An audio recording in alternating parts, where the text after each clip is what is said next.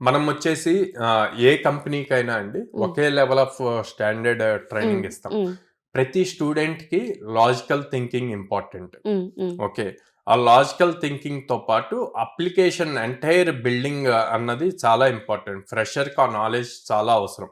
ఇదివరకి అయితే ఏదో ఒకటి నేర్చుకుంటే సరిపోద్ది. అంటే for suppose back end Python programming నేర్చుకుంటే జాబ్ వచ్చేది. లేకపోతే ఫ్రంట్ ఎండ్‌లో హెచ్‌టీఎంఎల్, సీఎస్ఎస్ నేర్చుకున్న జాబ్ వచ్చేది.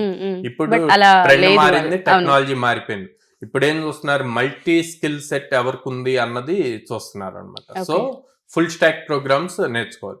ఫుల్ స్టాక్ ప్రోగ్రామ్ లో అప్లికేషన్ ఎలా బిల్డ్ చేయాలి అన్నది నేర్పిస్తున్నాం. దానితో పాటు అప్లికేషన్ ని ఎలా స్కేల్ చేయాలి అన్నది ఇంపార్టెంట్.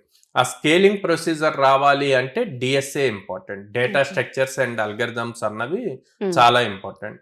అప్పుడు ఇందాక మనం మాట్లాడినట్టు మ్యాంగ్ కంపెనీస్ కి ఎన్ని ల్యాక్స్ ఆఫ్ యూజర్స్ ఉన్నా సరే ఈ డిఎస్ఏని యూజ్ చేసుకొని దాన్ని ప్రాపర్ స్ట్రక్చర్ లో తీసుకెళ్లొచ్చు. At the same time okay application build చేసాం, అల్టిమేట్ గా దాన్ని డిప్లాయ్ చేయాలి. డిప్లాయ్ చేసి అందరికి అవైలబిలిటీలోకి తీసుకురావాలి. సో నెట్వర్కింగ్ రిలేటెడ్ కాన్సెప్ట్స్ కూడా చాలా ఇంపార్టెంట్. బేసిక్ నాలెడ్జ్ అన్నది ఉండాలన్నమాట. ఇవన్నీ కూడా మనం మన 100 days ప్రోగ్రామ్ లో ఇస్తాం. సో అందుకే మనం ప్రతి స్టూడెంట్ ని అదర్ ఇన్స్టిట్యూట్స్ లాగా 2 hours 3 hours కాకుండా 6 hours ట్రైన్ చేస్తాం. ఓకే.